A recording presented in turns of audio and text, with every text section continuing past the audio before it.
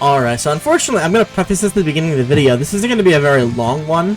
I did record a 30-minute long breakdown video of these units, like, at the time they came out. But, unfortunately, I was stupid and recorded my mic audio twice. I don't know how exactly I did that, but now I do not have the motivation to really go back and try to lie and talk about all of them again from start to finish. So I will quickly give my breakdown and my thoughts on all the Heroes units this year. I feel like Heroes this year was definitely a lot better than last year's batch. So let me look at Janemba really quick. Janemba has guaranteed guard for 5 turns, and some restriction, like an additional attack when facing 2 or more enemies. This is worthless.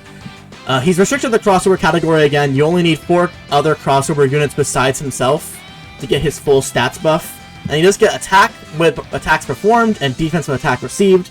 So when he's fully built up, he should have pretty decent defense. He's got great links, so Janemba's pretty solid. I'm not sure exactly what his defense is gonna be like. I'm pretty sure turn 1 he's not gonna look that great, but I think fully built up he should be pretty good with the guard. Now Metal Cooler, like Janemba, also has stats restricted to crossover, except this time it's damage reduction, so this is really important. But when he has 4 other crossover category allies, he has 60% damage reduction, he got greatly raised attack and defense on a super attack effect, and even more stats in his passive. He is looking very good. He's probably one of the better defensive units in the game post-super because of all of those stats that he has, plus his 60% damage reduction. So I really think they hit on Metal Cooler especially. Let's see. Next is Dark King Few. Few is a unit where he gets a lot of support with orbs.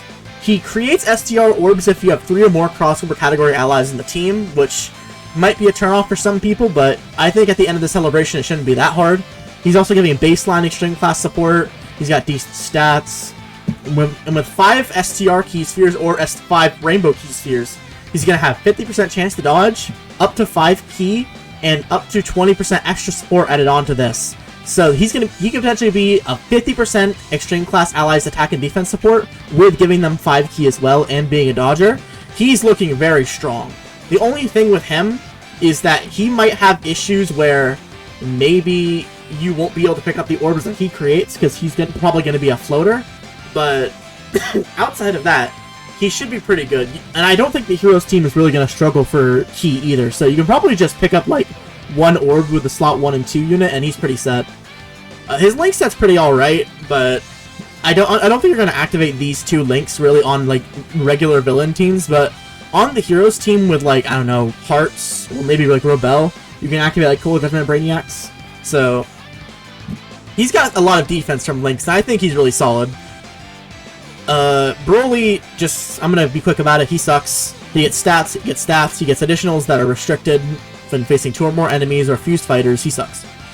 He has a pretty good super attack effect with this raised defense for 4 turns, but he's not able to get a lot of supers off because of how many of them are restricted.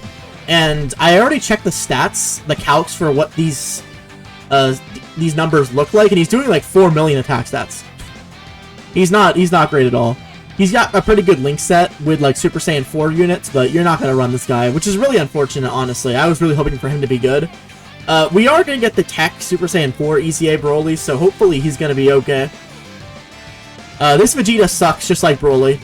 For very similar reasons, too. He's also restricted to 2 or more enemies, and I really don't know why they're doing this. He gets a whole additional super and high chance to dodge when facing 2 or more enemies, and I just don't get it. The only fight where you're facing 2 or more enemies that's current right now is the Gammas, and you're not really going to be going into that fight a lot because it's been power crept at this point. He does have stats per Hero's ally on the rotation. He does have a lot of crit chance in his passive and attack when facing 1 enemy, but this unit is only good when facing 2 enemies, and you're never going to be facing 2 enemies, so worthless. His link set's a normal Vegeta link set. He does get 30% defense and disables guard.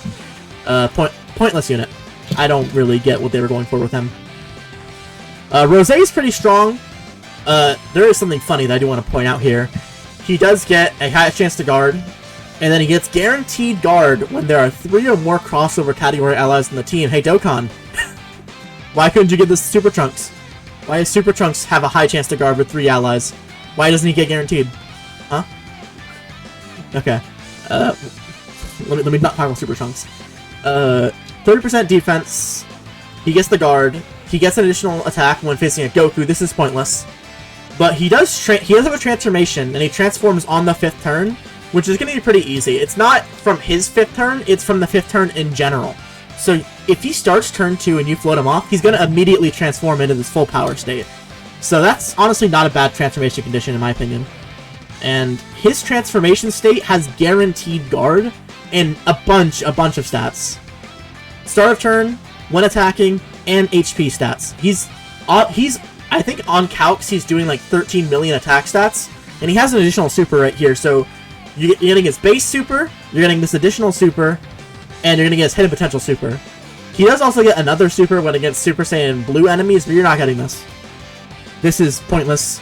The only fight where you're getting this is the Vegito Blue in the Mortal Will, which I guess that is a good fight to do that in, but the issue with that is he's physical. But at the very least, he's going to be guarding if you're going to be running the 3 crossover category allies, so it won't be a big deal anyway. I would say he's very good. 2023 Dokkan Fest level? Sure, I could give him that. Vegito is exceptional in my opinion. Oh, I didn't even look at this guy's leader skill, but he does lead Transformation Boost, Dragon Ball Heroes, and Super Saiyan 3. And I said that in the order of importance, because Super Saiyan 3 is pointless. The only unit here that matters is the Xeno Goku, who is already on Dragon Ball Heroes, and his 30% is crossover, which is also pretty bad, but if you're going to be taking mostly from the hero side of things, this is a good leader skill.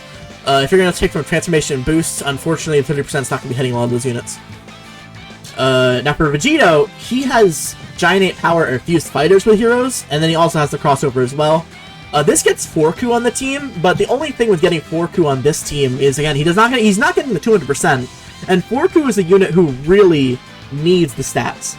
He needs those stats if he's going to tank in slot 1. So the fact that he's not going to get the 200% here is a bit of a bummer. But I think Vegito is going to be a decent addition to Forku's team anyway. Okay, so he has an entrance animation, and on that entrance animation he gets 30% crit and 30% damage reduction for 6 turns. You're going to have this for basically the entire fight. Stats, even more stats, and additional super attack when Giant 8 power or crossover. A great chance of launching additional super attack. This is pretty easy, only one Giant 8 power or crossover category ally in the same turn. So you only really need to have like just another heroes units with him, or maybe Forku on rotation with him, and he's going to get his extra stats. Chance of warming a crit plus 40% and an extra 30% damage reduction when all allies are Giant 8 power or crossover. So he's going to have 60% damage reduction if you're playing things right. And that's going to be very strong. I think with 60% damage reduction, this guy should be able to tank like the physical Zamasu super, probably for like 300k or less. I don't think it's going to be that much. And that's very strong for a heroes unit. Like this, the heroes units last year were not tanking anything. They were like worthless. This unit is not that. He honestly is probably closer to a top 5 TUR than any of the units we've talked about so far. I probably wouldn't say he is, but he is very strong. I think the heroes units this year were done very exceptionally to me. There's also this Toa who didn't really get revealed. I don't know why. I mean, her super attack animation's here, but it is what it is. We're going to be getting more stages on the Dragon Ball Heroes Red Zone, so hopefully that's the reason why a lot of these units got like 2 enemies restrictions, but even if that's the case, those red zones only last for like a week or 2, so it's like, why? Why are you restricting units to that? And last but not least, at least to me, these Super Strike Xeno Trunks is going to be getting an Awakening, which to me, this signifies that the base Xeno Trunks and the Super Saiyan Xeno Trunks are going to be getting their easy A's. Hopefully those units can look good, because they're probably not going to be as restricted to the Heroes team or crossover team like everyone else is. So I really want these units to be good. Obviously Trunks is one of my favorite characters. This art's exceptional, by the way. But yeah, I think Heroes this year is looking very strong. Oh yeah, lags. She's getting an easy A too. She's got a good dodge chance with some other stuff, so hopefully she's good. I would definitely say Heroes this year is a step above what it was last year. If you're gonna summon for it, go ahead. I know there's a lot of people who, like, when Heroes is coming around, that's what they care about the most. That's what they've been waiting for all year, so summon for them if you want to. I'm probably not gonna summon for them. I'll definitely be doing a lot of videos on them, at least like 10 or 15, but Heroes has never been really my thing to summon for, but I know there's a lot of people who love Heroes, so I'm glad that this year they were good for you guys. So, peace out, and I'll see you guys in the next one.